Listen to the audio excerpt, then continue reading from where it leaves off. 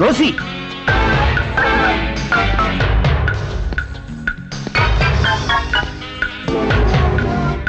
என்ன விஜய்? என்ன விஜயா? ஏண்டி துரோகி, உன் புருஷனா இருந்த அந்த மிருகத்தை அவனை ஏன் கையால கொல்ல முடியாம போச்சுடி.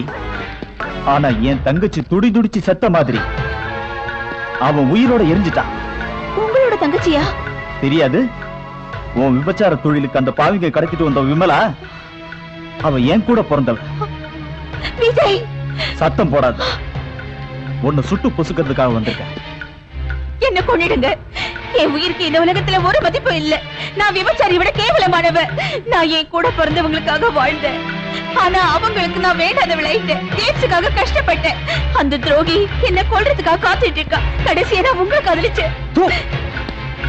காதலா? உனக்கா? என்ன எப்படி வேணாலும் தீட்டுங்க அடிங்க. ஆனா நான் இன்னும் தற்கொலை செஞ்சுக்காம இருக்கிறதுக்கு காரணத்தை நீங்க தெரிஞ்சுக்கணும். என் உயிரை விட மதிப்புள்ள உயிர் உங்களோட உயிர். அது என் வயித்துல வளருது. ரோசி, ஆமா, நான் உங்களோட குழந்தைக்கு தாயாக போறேன்.